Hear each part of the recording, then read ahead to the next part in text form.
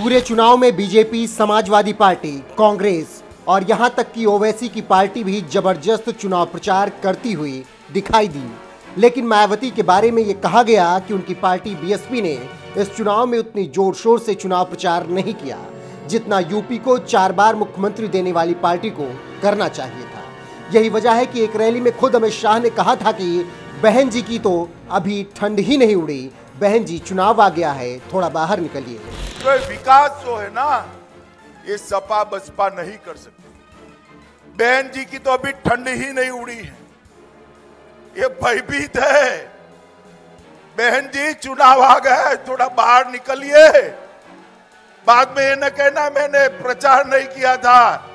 अरे बुआ, बबुआ और कांग्रेस तीनों इकट्ठा हो जाए, ये बुआ, बबुआ और बहन, मैं किसको कह रहा हूं मालूम है ना? किसको कह रहा हूं? किसको? ये बुआ, बबुआ और बहन तीनों इकट्ठा हो जाए, ये मेरे भाजपा के कार्यकर्ताओं के सामने दाल नहीं गलने वाली है।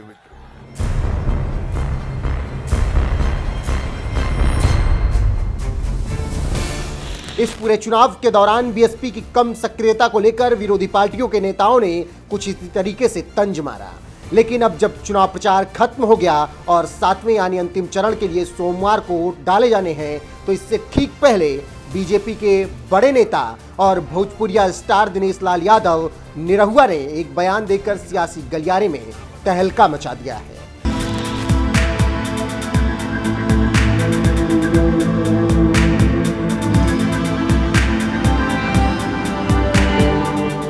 बीजेपी और बीएसपी पर चुनाव में एक दूसरे के खिलाफ नरम रुख अपनाए जाने के आरोप तो लगते ही रहे, जिसकी वजह से बीएसपी और बीजेपी के बीच अंदरूनी गठबंधन जैसी खबरें भी खूब उड़ी।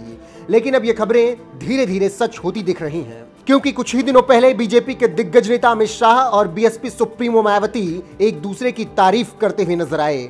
तो वहीं 2019 के लोकसभा चुनाव में आजमगढ़ से सपाई मुखिया अखिलेश यादव के खिलाफ ताल ठोकने वाले दिनेश लाल यादव निरहुआ ने बीजेपी और बीएसपी के सियासी रिश्ते पर बड़ा बयान दे दिया।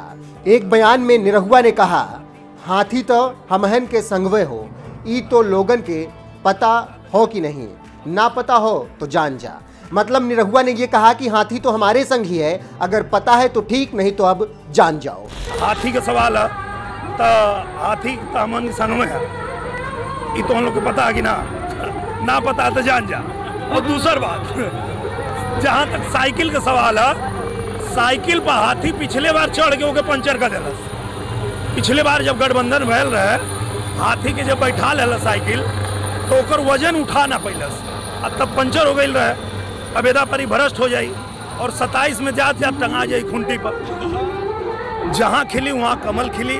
और भैया देखा, सब पढ़ल लिखल है, सब जाने ला कि देश ओकरे हाथ में देहल जाला जे देश के मजबूत बनावे, जे देश के चलावे, ओकरे हाथ में कबो ना देहल जाला जे नेता के विरोध करे में, मोदी का विरोध करे में, अपने देश का विरोध करे लगे। एक बात बतावा, अखिलेश यादव पूरा टाइम वैक्सीन का विरोध कईना कि भाजपा का वैक्सीन ना लगवावल जाई। अब गरीब आदमी जो वैक्सीन ना लगवाई, अगर ओके कोरोना हो जाए तो मर जाई, एक जिम्मेदारी लिए अखिलेश यादव ना लिए। तो वो जितना बात करना कुल गलत बात करना, उनके साथे अब केहू रहे वाला ना।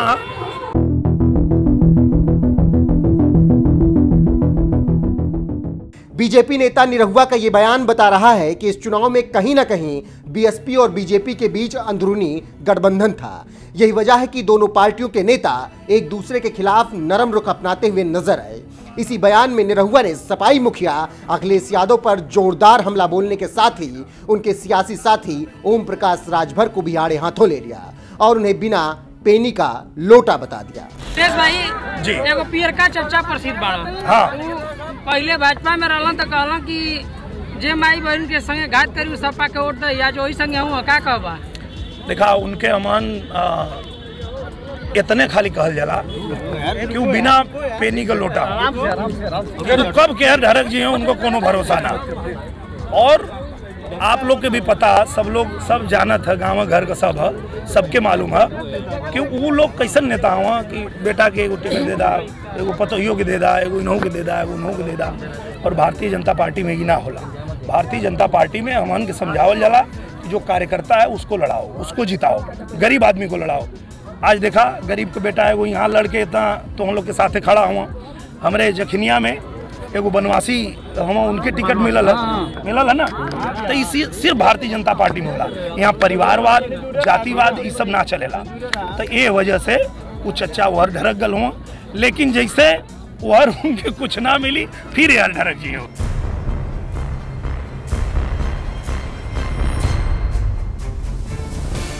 दरअसल कुछ ही दिनों पहले अमित शाह ने एक इंटरव्यू में मायावती की तारीफ करते हुए कहा था कि मायावती ने अपनी प्रासंगिकता नहीं खोई, उनकी पार्टी को उत्तर प्रदेश में वोट मिलेगा, बसपा ने अपनी प्रासंगिकता बनाए रखी है, मुझे विश्वास है कि उन्हें वोट मिलेगा। मुझे नहीं पता था कि यह कितनी सीटों में तब्दील होगा, लेकिन बसपा को वोट मिलेगा। मायावती की जमीन पर अपनी पकड़ है, जाटो वोट बैंक मायावती के साथ जाएगा, मुस्लिम वोट भी बड़ी मात्रा में मायावती के साथ जाएगा। जब शाह से यह पूछा गया कि क्या इससे बीजेपी को फायदा होगा, तो उन्होंने कहा, मुझे नहीं पता कि इससे बीजेपी को फायदा होगा या नुकसान, यह उस सीट पर निर्भर करता है, लेकिन यह सच नहीं है कि मायावती का रेलेवेंस खत्म हो चुका है। अमित शाह इधर बीएसपी और मायावती की तारीफ में कसीदे गढ़ रहे थे, उधर चौथे चरण में लखनऊ में वोट डालने के बाद बीएसपी सुप्रीमो मायावती ने भी कह दिया, मैं समझती हूं कि यह उनकी महानता है कि उन्होंने सच्चाई को स्वीकार किया, लेकिन मैं उनको यह भी बताना चाहती हूं कि पूरे उत्तर प्रदेश में बीएसपी को अकेले दलितों और मुसलमानों का ही नहीं, बल्कि अति पिछड़े और सवर्ण समाज यानी सर्व समाज का वोट बहुजन समाज पार्टी को मिल रहा है। अमित शाह और मायावती जिस तरह से एक दूसरे की तारीफ कर रहे थे, उसे देखकर ये अटकलें लगाई जाने लगी थी कि कहीं बीजेपी और बीएसपी के बीच अंदरूनी गठबंधन तो नहीं। मगर अब इन अटकलों पर बीजेपी नेता दिनेश लाल यादव निरहुआ ने यह बयान देकर काफी हद तक साफ कर दिया है कि बीजेपी और बीएसपी के बीच कहीं ना कहीं गठबंधन है। यहाँ तक हाथी का सवाल है, तो हाथी हमन संग में है, ये तो हम लोग को पता है कि ना पता तो जान जा। और दूसर बात, जहाँ तक साइकिल का सवाल है, साइकिल पर हाथी पिछले बार चढ़ के ओके पंचर कर दिलस। पिछले बार जब गठबंधन भैल रहे, हाथी के जब बैठा लेला साइकिल तो ओकर वजन उठा ना पैलस, अब तब पंचर हो गई रहे। अब एदा परी भ्रष्ट हो जाई और 27 में जात टंगा जाई खूंटी पर। जहाँ खिली वहाँ कमल खिली। और भैया देखा सब पढ़ल लिखल है, सब जाने ला कि देश ओकरे हाथ में देहल जाला जे देश के मजबूत बनावे, जे देश के चलावे, ओकरे हाथ में कबो ना देहल जाला जे नेता के विरोध करे में, मोदी का विरोध करे में, अपने देश का विरोध करे लगे। एक बात बतावा, अखिलेश यादव पूरा टाइम वैक्सीन का विरोध कईना कि भाजपा का वैक्सीन ना लगवावल जाई। अब गरीब आदमी जो वैक्सीन ना लगवाई, अगर ओके कोरोना हो जाए तो मर जाई, एक जिम्मेदारी लिए अखिलेश यादव ना लिए। तो वो जितना बात करना कुल गलत बात करना, उनके साथे अब केहू रहे वाला ना है।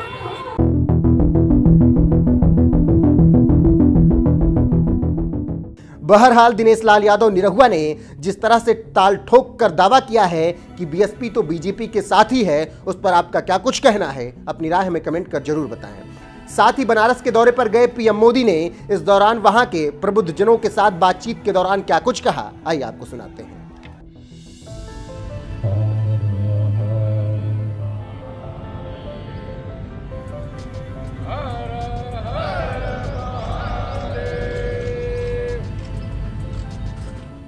मैं अपने प्रधानमंत्री को आशीर्वाद दे रहा हूं कि हमेशा स्वस्थ रहें, हमारे देश को इसी तरह आगे बढ़ाते रहें। बनारस को तो एकदम नया कर दिया है इन्होंने।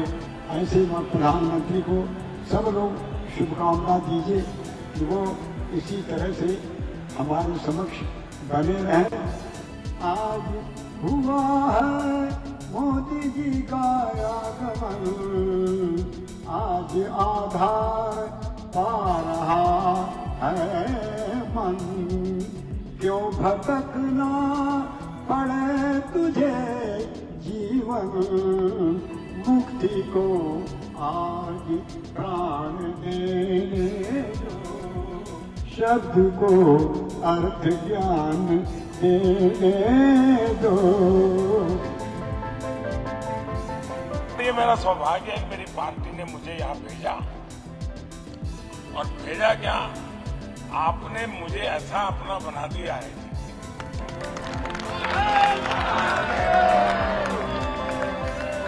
शायद आपके दिल में कोई आवाज उठती होगी, विचार आता होगा, मुझे शायद आपको कन्वे भी नहीं करना पड़ता होगा, शायद कोई आत्मिक संबंध है, मुझे पता चल जाता है।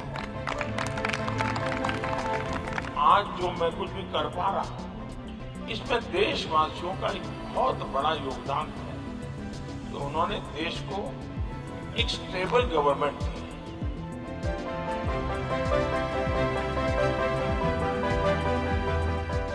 हमारे यहाँ उत्तर प्रदेश में भी ऐसी एक कथा चल रही है, यहाँ तो 5 साल के बाद सरकार बदलती है। ये कोई गर्व का विषय है क्या? ये गर्व का विषय नहीं है। कंटिन्यूटी चाहिए, स्टेबिलिटी चाहिए। जब कंटिन्यूटी होती है तो आप उस सरकार का हिसाब मांग सकते हो। इस देश में आजादी के बाद हेड ऑफ द गवर्नमेंट सबसे लंबे समय तक काम करने का सौभाग्य मुझे मिला। और मेरा कोई परिवार में राजनीति नहीं, मेरे परिवार का एक भी व्यक्ति आज भी राजनीति, मेरी अपनी कोई जाति बिरादरी नहीं है। इसका मतलब कि इस देश के लोगों की लोकतंत्र की ताकत को समझने की जो सामर्थ्य है वो कितना बड़ा है।